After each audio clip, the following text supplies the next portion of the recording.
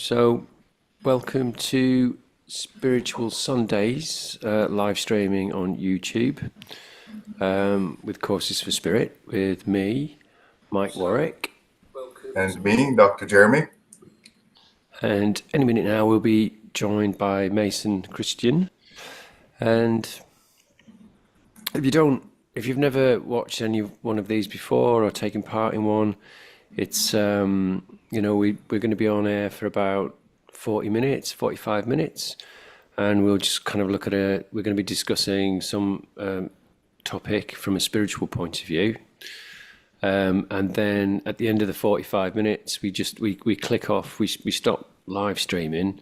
And if anybody who wants to join us, you can just go to our website and you can hop onto the Zoom, and we'll be having a conversation, but that's not going to be filmed, and that's not live streamed. That's completely private. And today, here's Mason. Hey, Mason. Today the topic, the headline for the topic that we're talking about today is spiritual grief. And I don't really want to just drop you in it there, Mason, but do you want to talk about, maybe if we just go around and talk about what that means for each one of us? Because I know that we've all experienced grief in different ways, and I'm sure many of the people who are watching at home have. And what do we mean when we're talking about spiritual grief?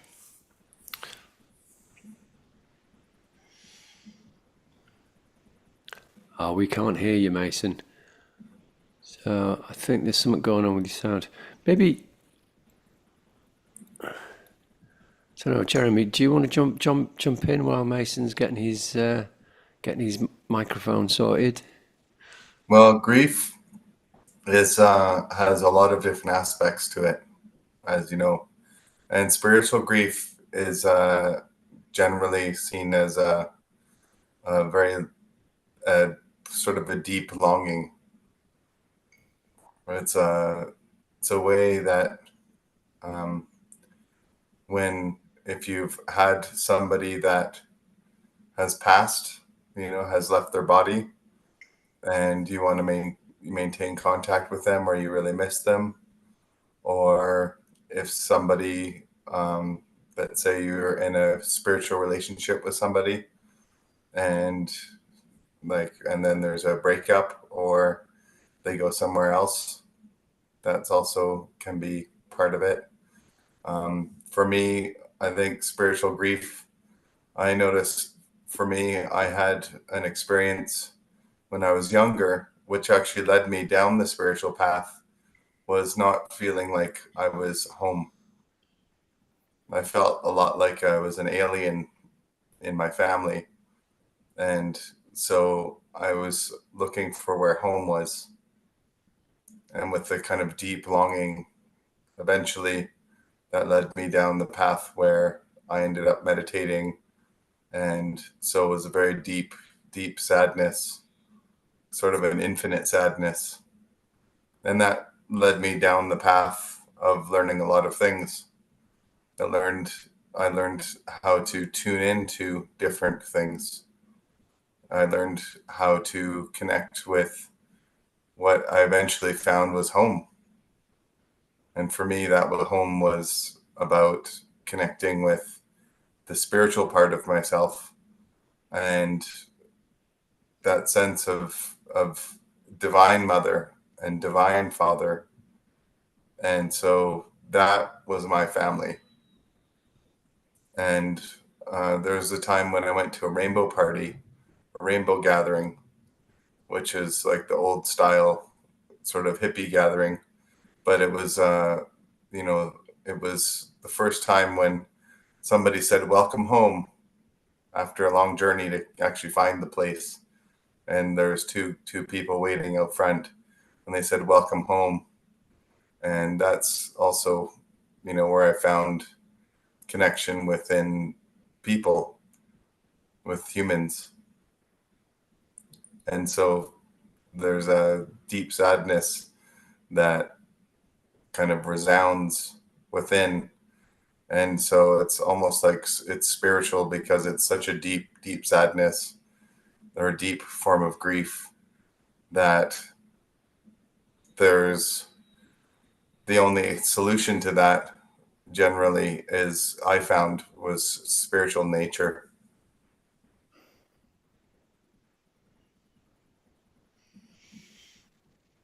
And did that help you to reconnect with your birth family?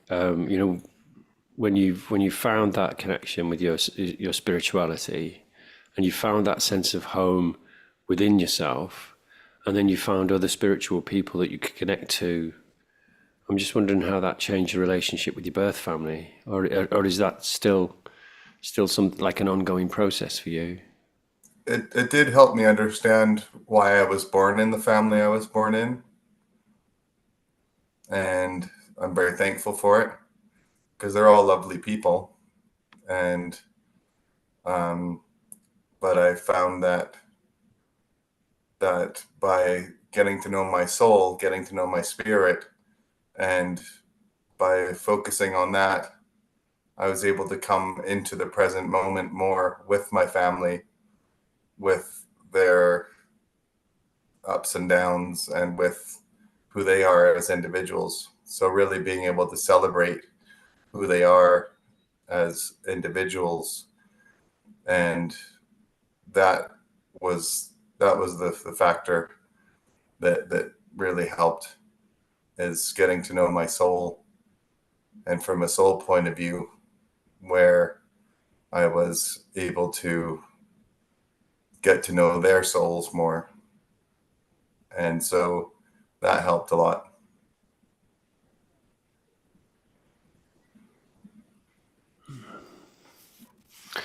So, I mean, it almost feels to me that, 'cause obviously you and I, we've talked about these things a lot, and there's the idea which comes from Eastern thought, is that we actually choose the families that we're born into. Now, some people hearing that are going to go, "Whoa, you're kidding! I couldn't have." Some people will be very happy with the families that they're in, and it could be a mixed bag as well. But what do you guys make of the idea that if we are choosing our families and we're born into that, we may have chosen the family, our family of birth, in order to then kickstart our spiritual evolution, because it wasn't really comfortable and it meant that a worldly life wasn't the one for us. Because I guess you guys, actually, Mason, I've never really spoken about my relationship with my father, which was, I loved him. Both my parents have passed on now, but he also was, he made life uncomfortable for me, to the point where I planned to leave home when I was 11 years old. And I don't know how unusual that is, but I was already thinking of the steps I was going to have to take to be independent.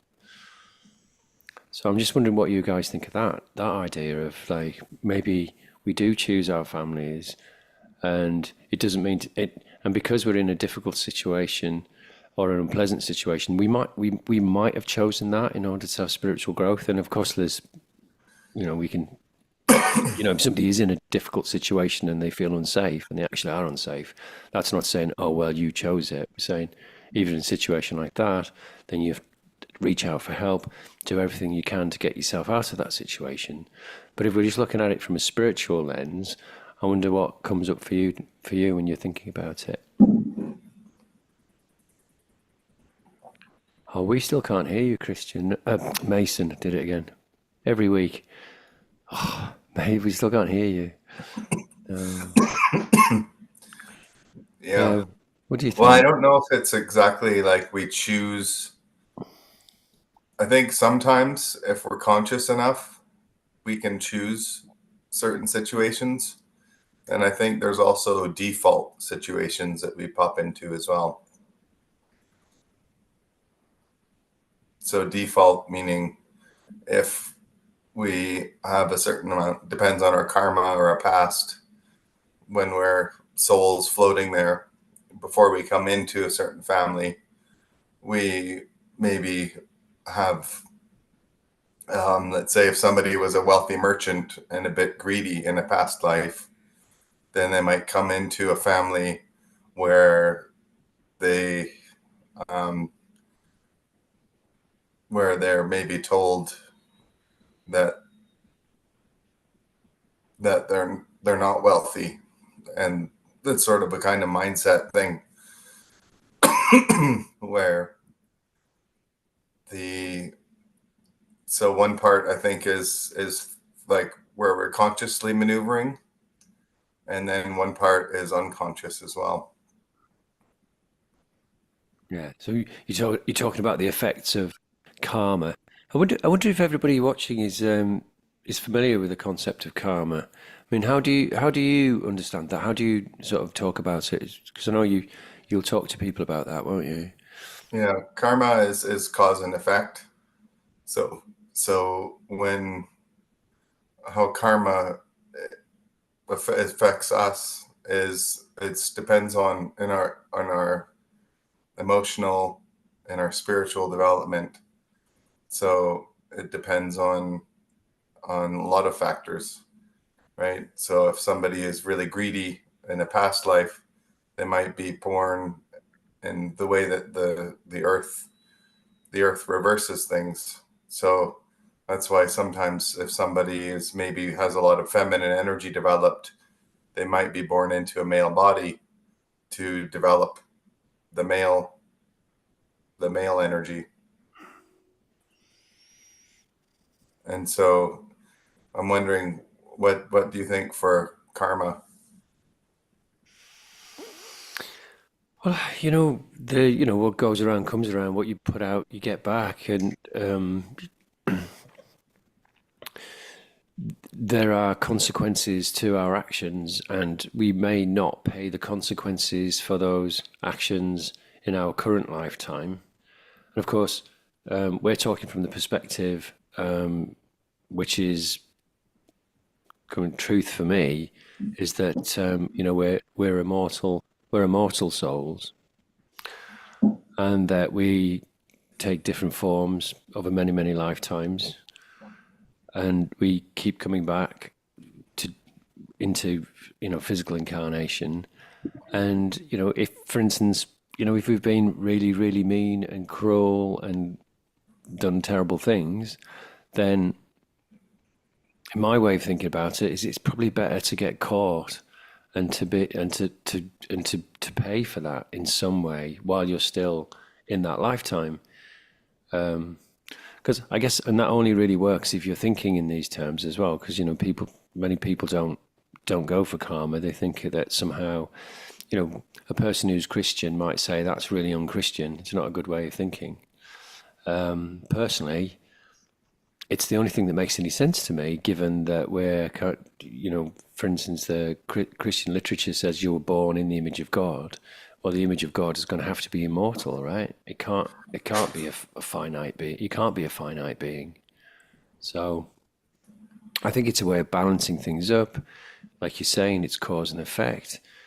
And when I watch the awful things that different personalities are doing on Earth, I think it would be so much better for you to experience some judgment, or some leveling up now in this lifetime, rather than. And I just think that's one of the ways that like problems on Earth, they keep on being replicated, because you have to come back and you have to balance the karma. Which is not saying that if somebody's having a terrible time on Earth, it's because of karma. But because that's a very difficult thing to talk about, and I don't have that kind of perspective. I'm talking from a personal point of view. And so when that relates to grief, how would that relate to grief? Can you guys hear me now? Yes. Yeah. Oh, okay, cool. Sorry, don't mean to interrupt. I just had to know. Well, how does grief and karma tie in? I don't know.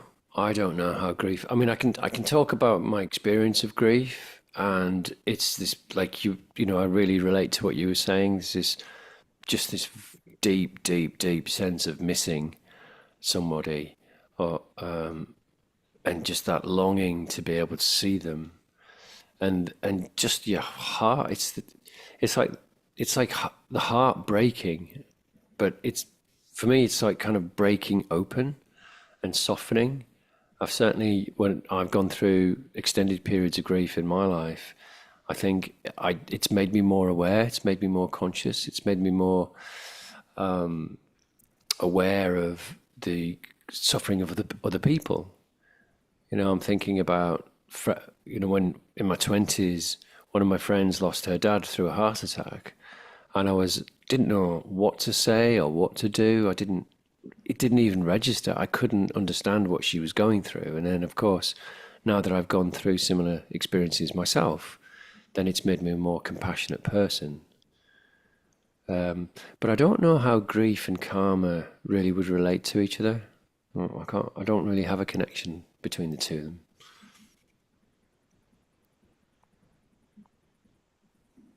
How about you, Mason? I mean, I feel like I'm sure there's, got to be a way that grief and karma are intertwined just by thinking of the whole entanglement, everything's connected. But I'm also feeling of what Mike is saying that when I think of grief,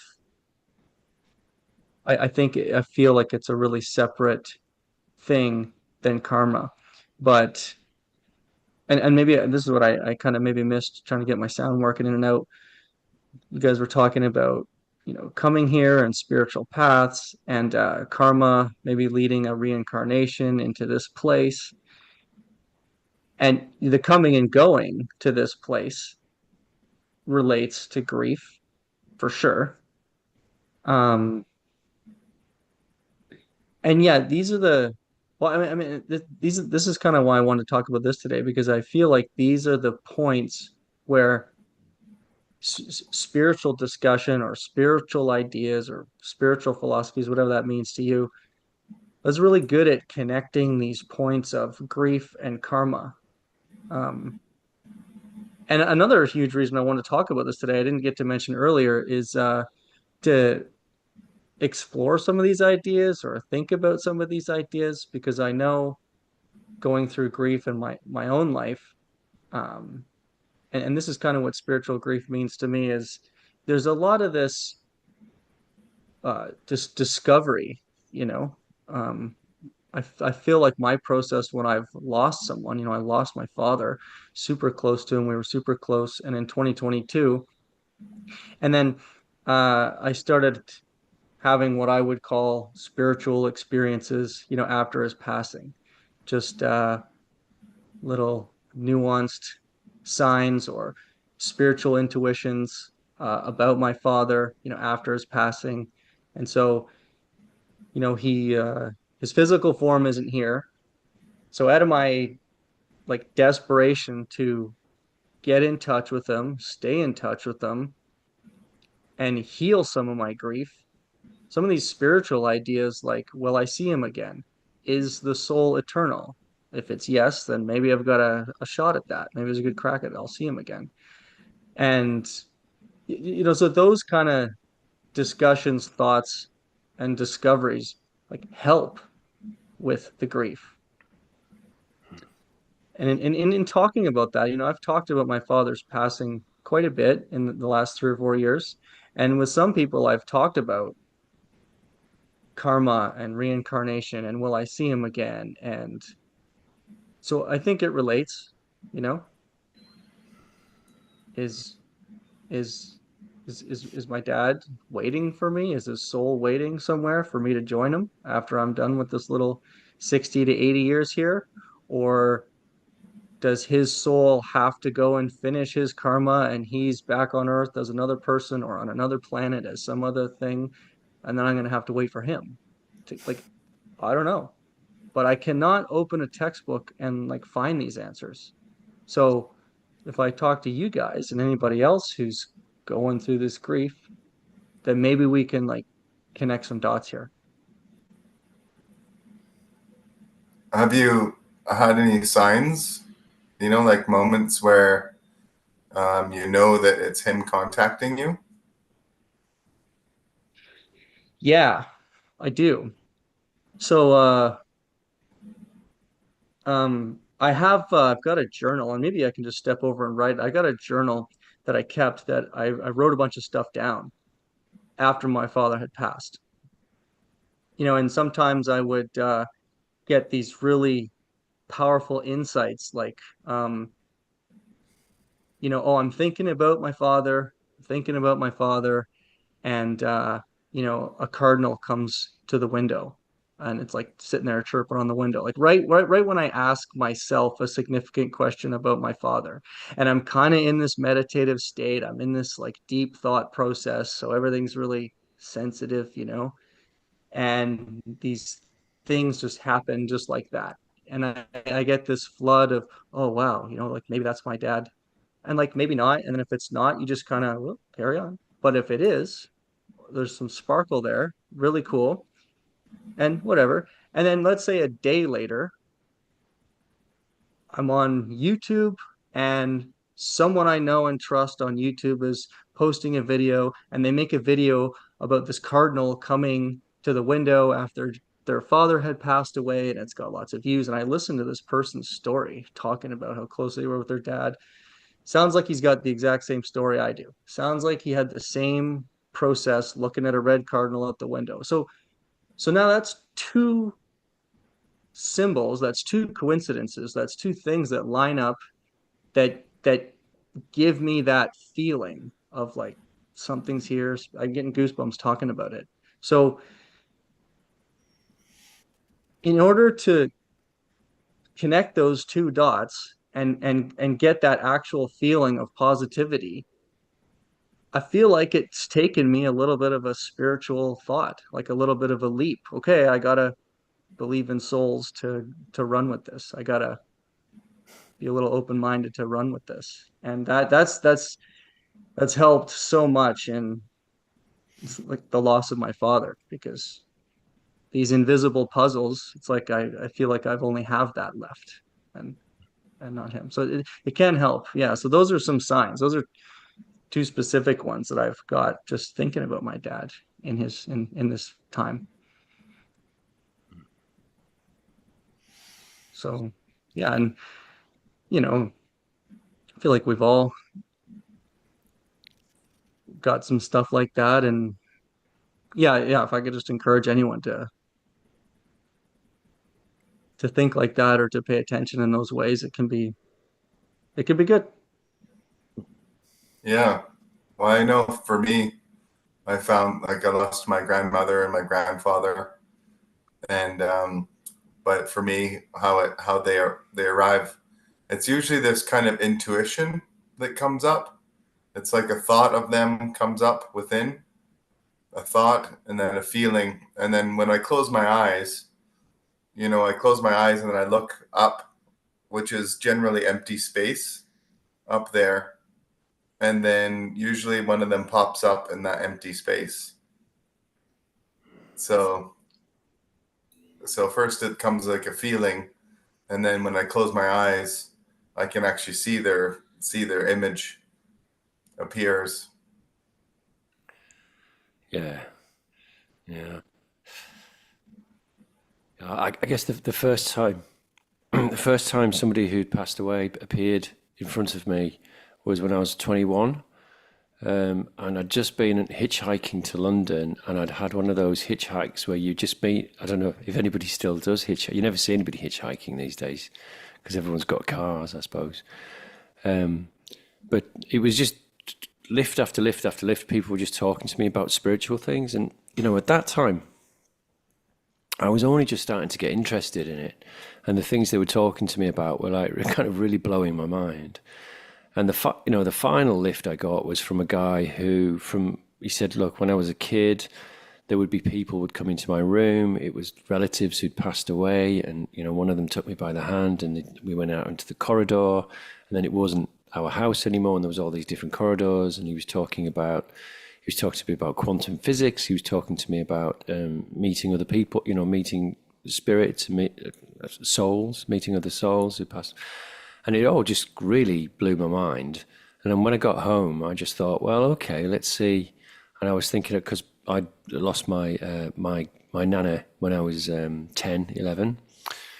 And I just really focused, like Jeremy's saying, I just really focused on her and just kind of reached out to her with my heart, really. And then she started to take form, like materialize in front of me in the room, and I just stopped, and I never didn't do it again for 8. I mean, I just didn't want that. It was too scary. And then when my mother died, that was I had this.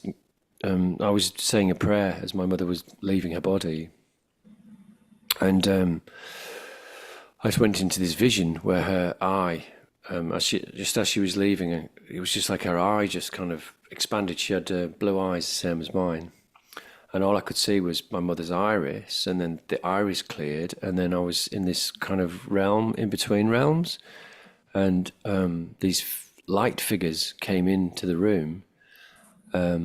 They was my grandparents were there, great uncle, great aunt, cats and dogs, various family pets, and they came as golden light figures. And my mum, as she left her body, she just gave this huge look of smile on her face. She was absolutely delighted, and there was light leaving through the top of her head, and that light went and joined the light figures, and the whole thing just collapsed, and then it just, and then I was back in the hospital room. So I've got a kind of history of sort of crossing backwards and forwards between the realms that I never really spoke about for ages. I do talk about it now. I'm talking about it now. So this, from my personal experience, I can say that our loved ones are still with us and are communicating with us. So I would trust the thing about the cardinal being assigned from your dad.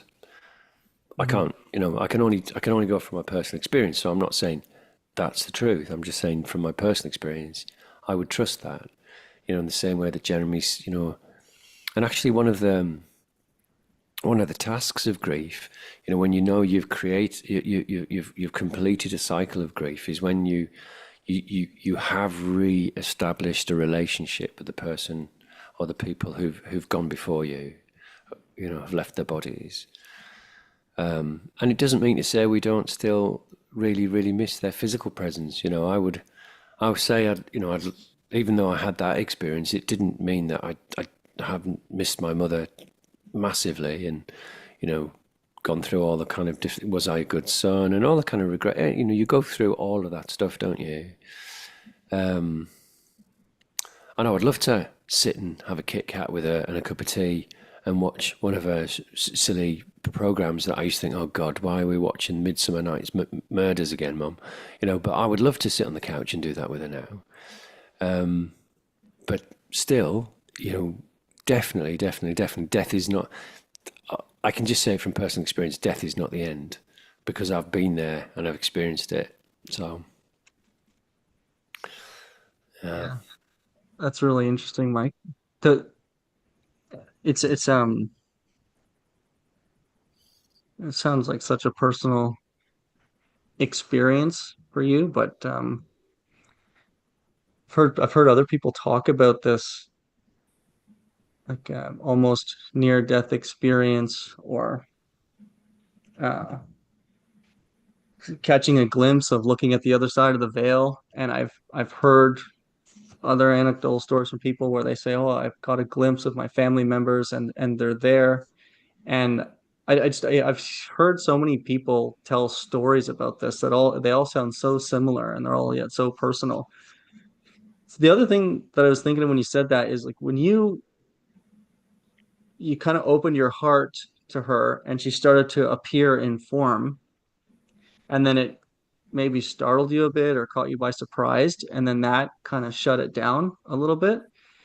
And I was and this is what I was thinking. I mean, what if like because you haven't talked about it your whole life, or it was such a new experience, maybe what if you had talked about it your whole life, and maybe if it was a common discussion that we had about life after death, or opening your heart to see somebody through a vision or to welcome them in, and it wasn't like a new surprising phenomenon that we got turned away from and shut down. I mean, I so that's what I was just like, I'm thinking, I'm hoping. I go, oh, is there like a brainstorming pool here, and we can, like, oh yeah, that's real and that happens to me, and like maybe these things aren't so bad, and like are there other cultures out there? Like I'm just wondering, is there a culture out there, or was there like shamans or people or from a different something where they ritualize death in a different way, and they all instruct family members like, hey, yeah, of course death isn't the end. There's something positive to go with it. It's not just a closing of the curtain. So yeah, I don't know. I just trying to think about it in these ways. Well, I mean, we live in Western Western culture, right? And because that's the culture we live in, we tend to think of it as the majority culture on the planet, but it's not in any shape or form. And neither is the kind of secular materialist worldview. That hasn't been the main worldview, for a long time. It's just this very little short period of history. This is how I see it anyway, where talking about these things, I wouldn't do it because I just felt like it was really exposing. But when you do go through a loss and you start to talk to people, you'll find all kinds of coincidences start happening, and so many people have got stories like this. And I think the reason that so many people got stories like this is because this is reality. We are immortal souls, and we do, death is not the end of the relationship, but it's a massive change, and it's a huge shift, and there's a lot to get. And grief is that journey where when you're adjusting to that. That's partly what it is. And of course, from a spiritual point of view, this is real stuff. This is real stuff. And actually, even to talk about spirituality is something that I've, been very, very reluctant to do for a long time, even though I've been having spiritual experiences since I was a little kid, just because you kind of want to fit in. And there's that whole kind of materialist viewpoint, which is beginning to give way. And I'm glad it is, because I think it's a horrible thing to be separated from the comfort of knowing that yes, you do continue those relationships, and those relationships go on. Yeah.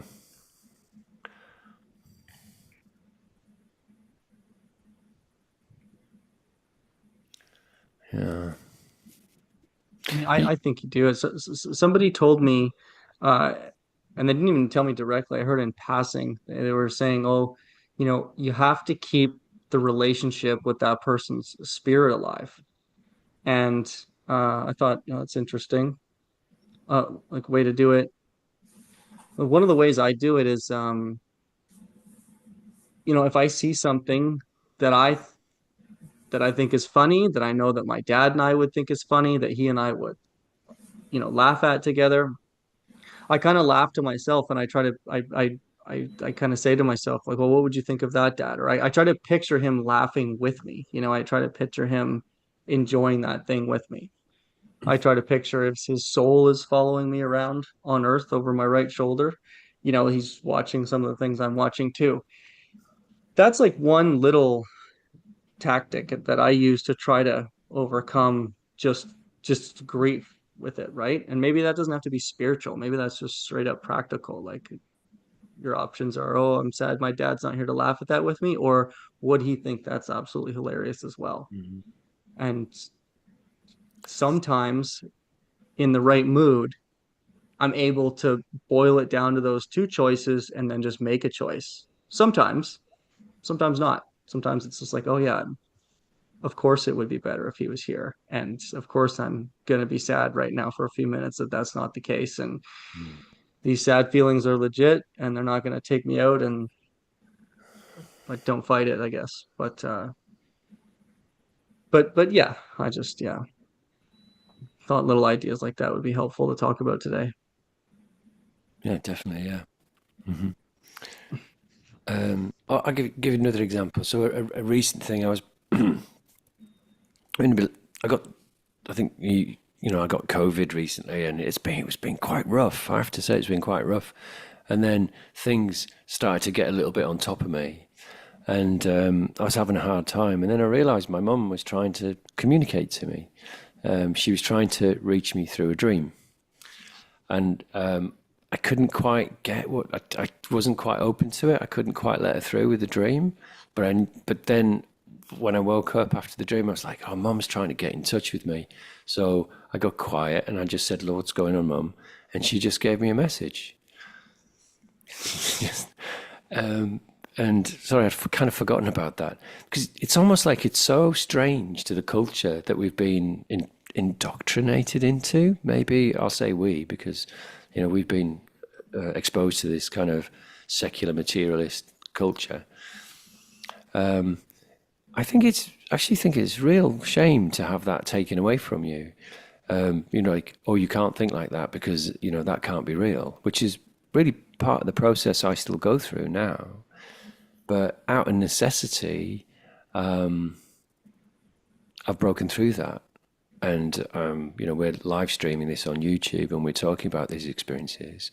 And one of the things that gave me the confidence to do that were the conversations I just have with seemingly random strangers around the times, the multiple times when somebody close to me has gone. And you just kind of look at somebody and they'll be there, and they'll say, "Oh, are you okay?" Normally you wouldn't, and you go, "Well, I'm just going through this." Go, "Oh, me too. This has happened." And the number of times that happened, it's just incredible, really. And you'd be surprised just how many people have a spiritual take on these really deep questions. And I think, actually, just thinking about it now, I'm getting the goosebumps now. I can feel a lot of energy on that. And I think maybe that's one of the useful things, is to just join in that conversation so that people can have more access to the comfort that comes from knowing that nobody's ever really lost to us. Of course, and we miss them hugely. We miss them on the physical level, but it's not the end. And I think that's an important thing. I'm very definite about, and from personal experience. Yeah, that's wonderful.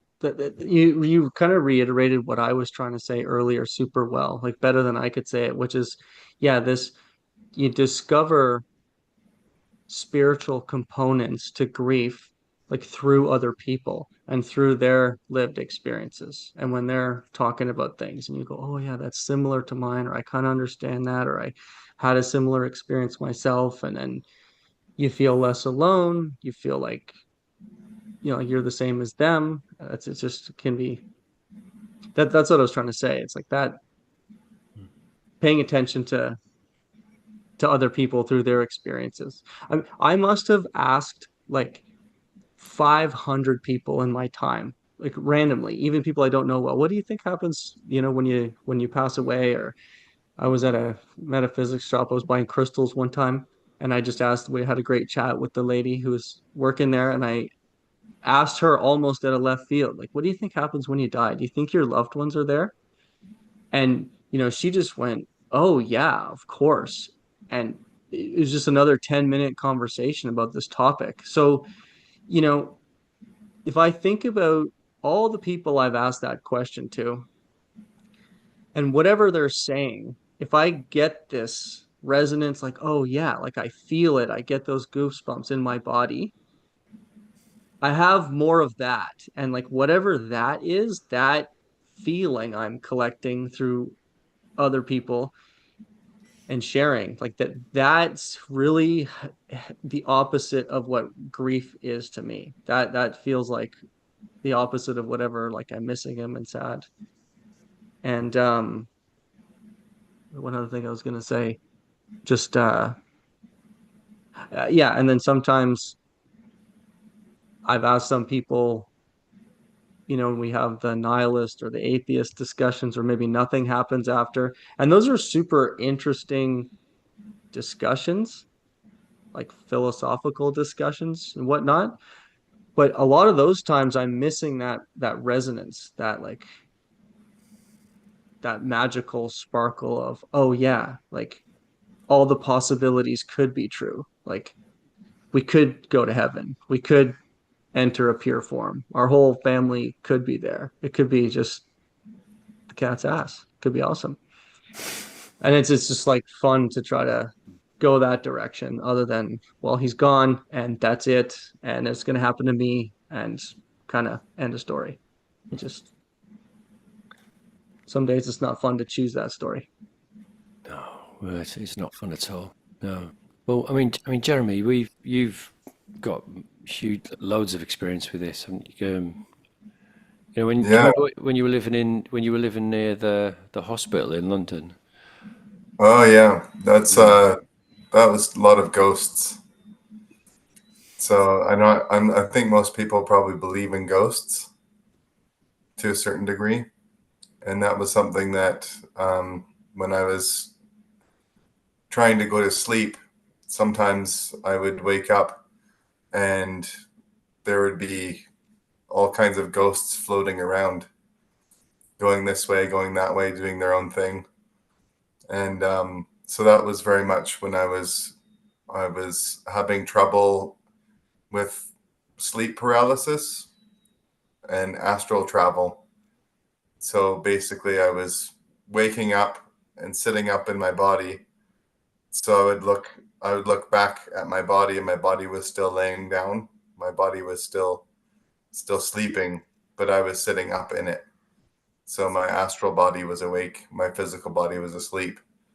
And when that was happening, I was able to see all kinds of things. I was near St. Bart's Hospital, and it was really busy. There was a lot of ghosts flying around the city streets.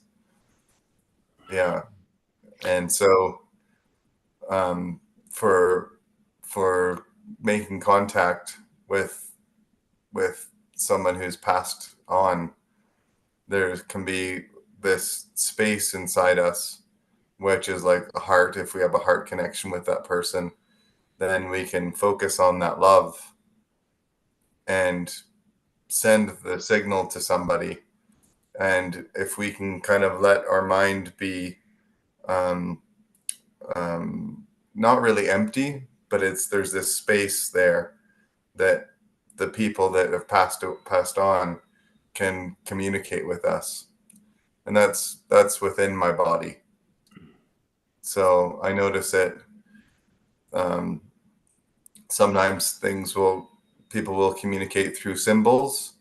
So through like butterfly, I might be thinking about somebody who's passed on, and butterflies were their thing.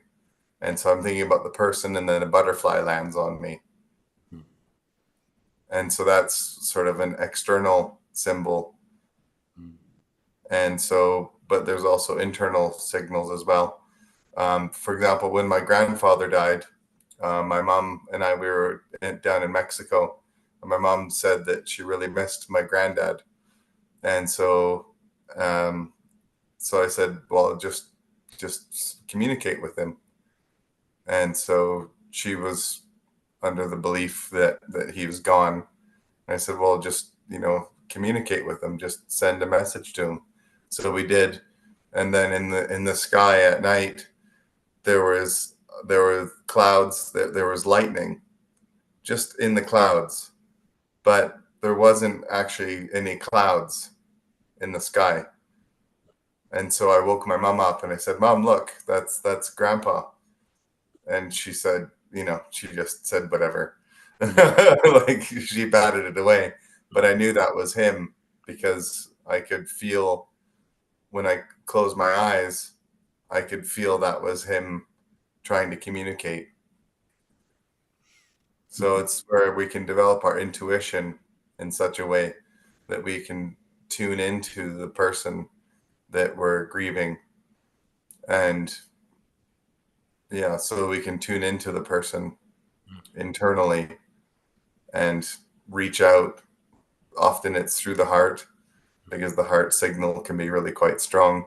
But then it's up to us to listen as well, to know where to look.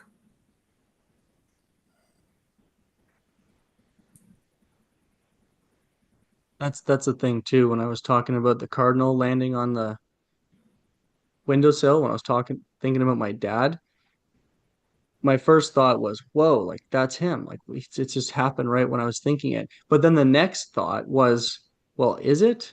That could just be a bird. Like that's just, I have cardinals flying around here all the time. But like I just kind of overcome that. And it's like you have to push a little bit like, well, what if it is a spiritual thing? You know, sure, there's birds around here all the time, but I haven't seen one in a few days. And I just try to open the door for it to be that possibility. Yeah. And a similar thing happened to me too, Jeremy, that ties into what you were saying, Mike, is the lucid dreaming. I had read about lucid dreaming and I wanted to try it.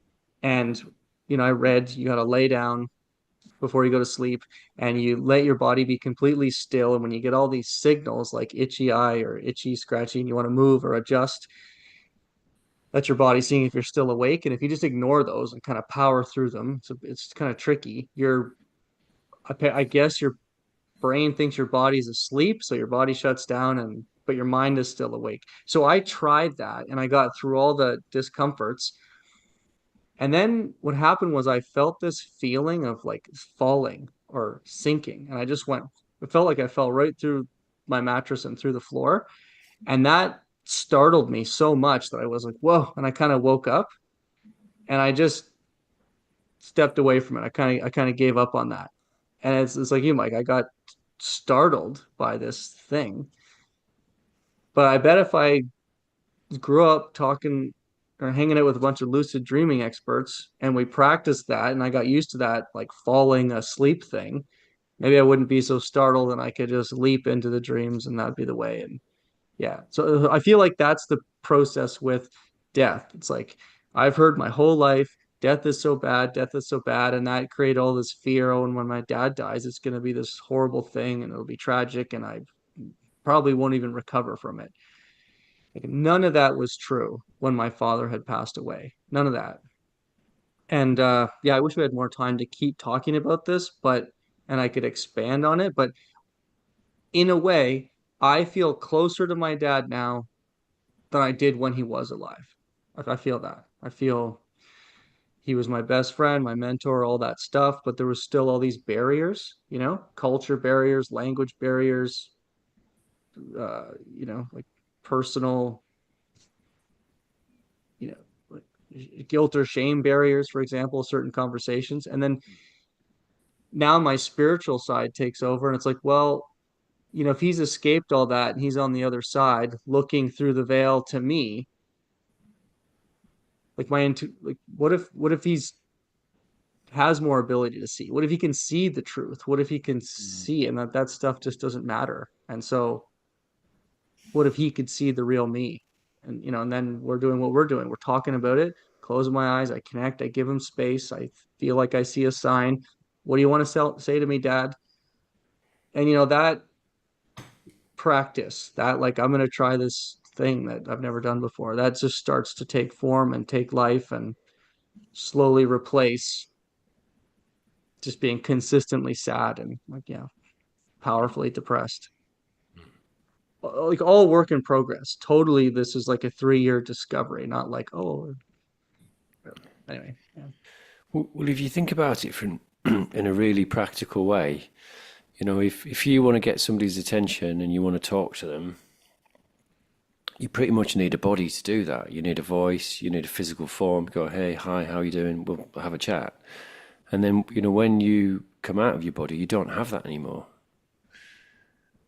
So it requires, this is the way I think about it, is well, it requires us to be open to signs coming to us, like a cardinal, or often in the UK, it'd be a little robin, will be the people associate seeing robins with being, and then you think about them, and then you can get quiet, and you can, like, you know, what I did with my mum was like, what are you trying to tell me, mum?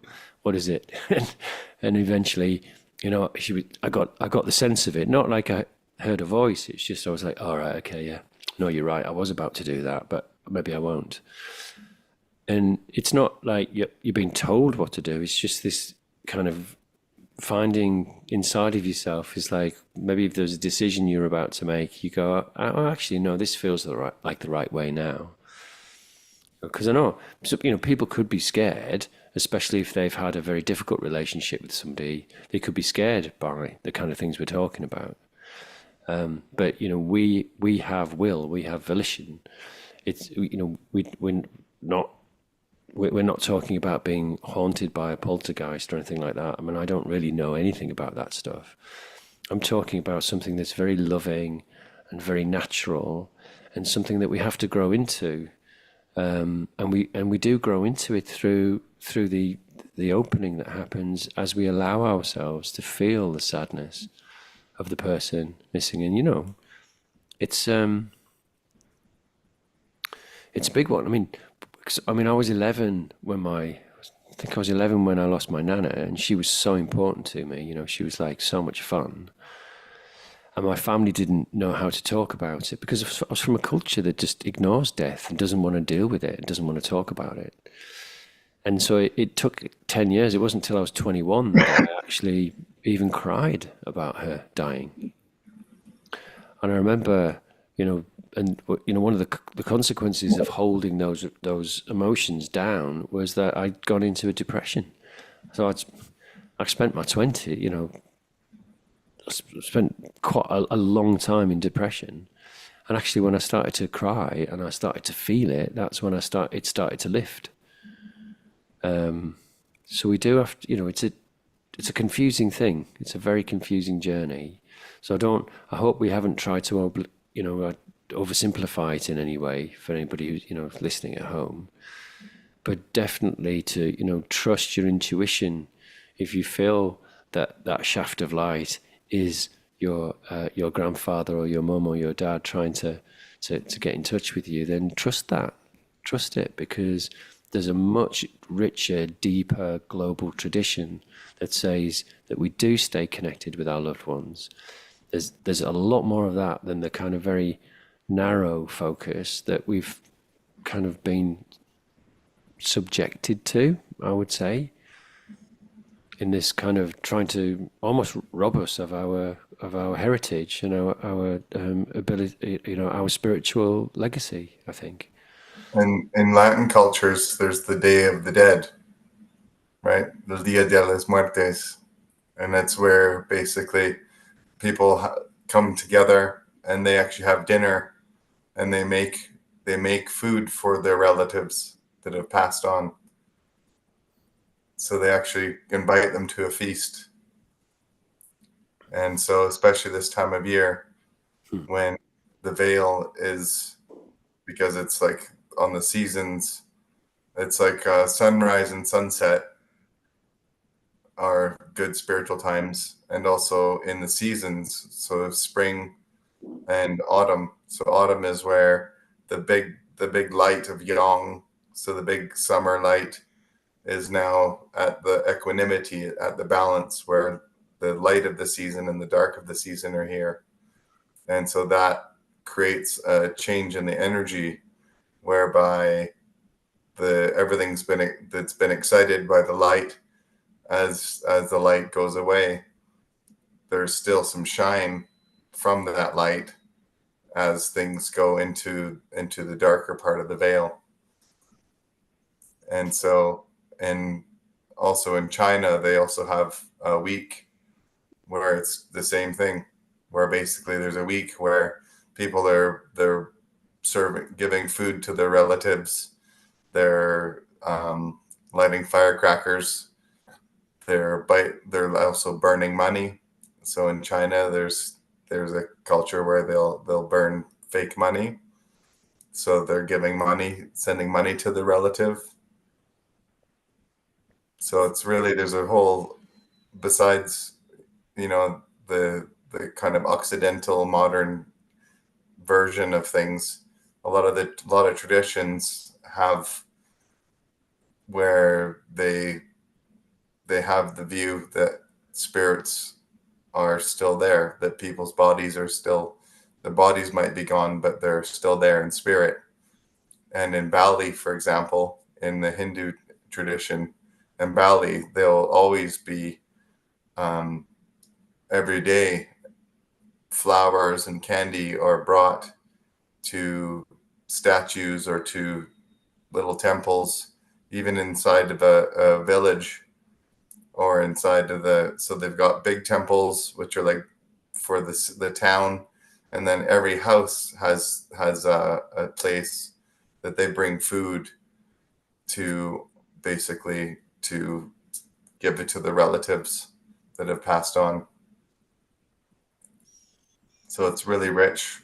The cultures are really rich in believing that there's ghosts and that there's the human being, even if they lose their body, they're still there. Speaking of still being here, we've gone over a little bit, so we're going to stay on. We'll go into the non live streamed part of Spiritual Sundays, and if you do want to join us, you can go to coursesforspirit.ca, COURSESFOR spirit.ca, and then if you go to workshops and you click on Zoom, the Zoom button, it'll bring you straight into the Zoom, and you'll be very welcome to join and maybe share some of your stories.